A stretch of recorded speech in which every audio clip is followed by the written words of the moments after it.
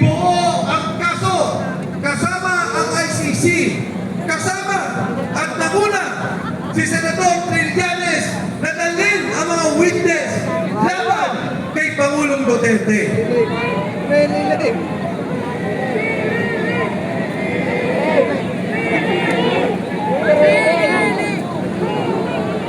Na noong impeachment, noong mga hearing, at lahat ng ginawa sa Kongreso, may delivery ng mali-maletang pera. Pero dito kayo magugulat. Tinanong ko po sila, ilang beses kayo nag-deliver sa isang linggo? 3 beses isang linggo.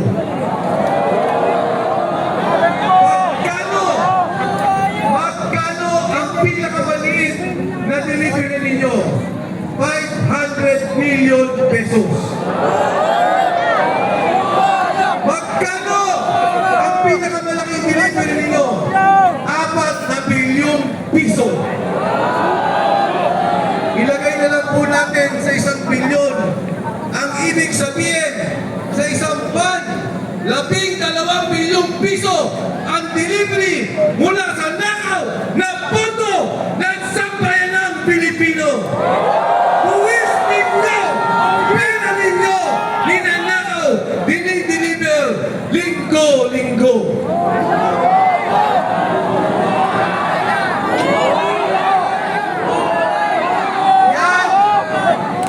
Yan ang sinasabi ni Senador Marcoleta. Bakit hindi tuluyan? Bakit hindi imbestigahan? Alamin ang katotohanan. Kaya po yung kulong sa Senado, yung kulong na yan, hindi dahil sa impeachment, hindi dahil sa Senate President. Ang kulong na yan ay dahil sa Senate Blue Ribbon Committee. Ang kulong na yan ay dahil sa takot nila kay Senador Dante Marcoleta.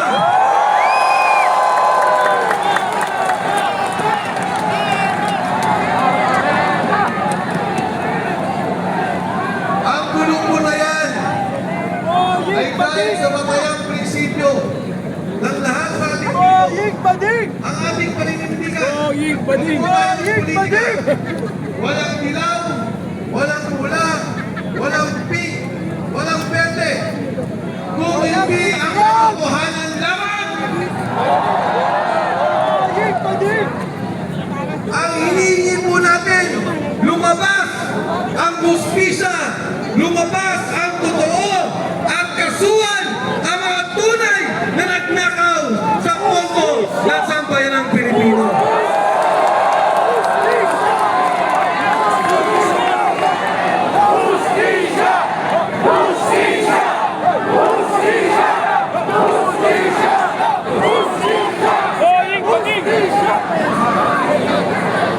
Kaya mga kasama, ako'y natatawa, naaasar,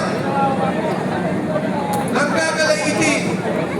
Ang sabi nila, 3 buwan nakaraan, may kaso na daw si Senador Joel Villanueva.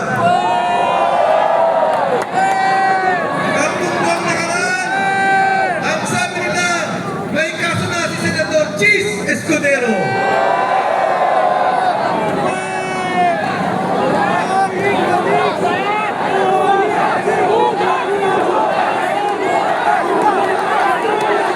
Ang sabi po nila, may kaso na si Speaker Martin Romualdez.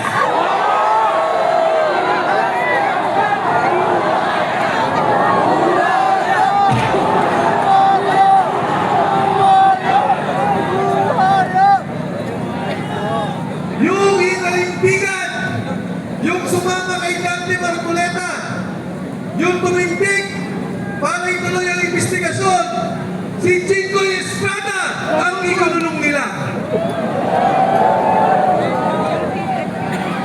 Dahil nung sinabi nila kay Senador Jinggoy Estrada, bumaliktad ka na Jinggoy, wala kang kaso. Pinapangako namin sa iyo, pag sumama ka sa amin, sa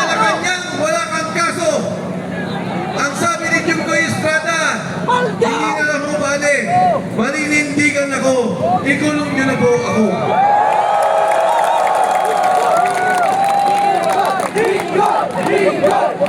Yung pinagkit ko mga senador, yung Speaker of the House, hanggang ngayon, nakalaya pa. Walang kaso.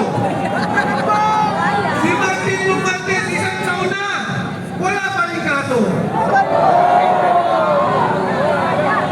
At ang nakakatawa, kami ni Dante Marcoleta, ikukulong na nila.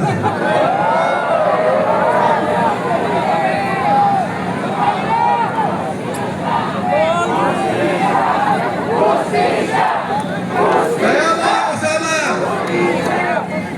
si Dante Marcoleta, ang ating senador, ay simbolo lamang ng ating prinsipyo. Ang ginagawa sa kanya, ang ginagawa sa marami na kinasuhan, kasama na si Jimmy Bongo, ako po, 7 na ang kaso ko, ay pagpabaluktok ng batas.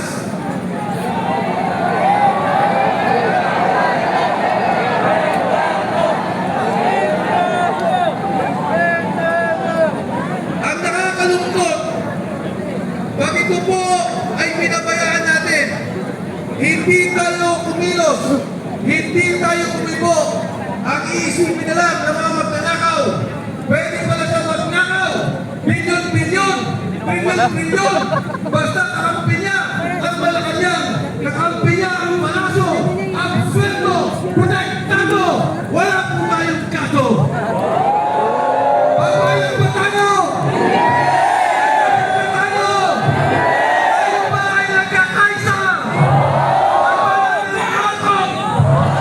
Lumaban para sa katotohanan!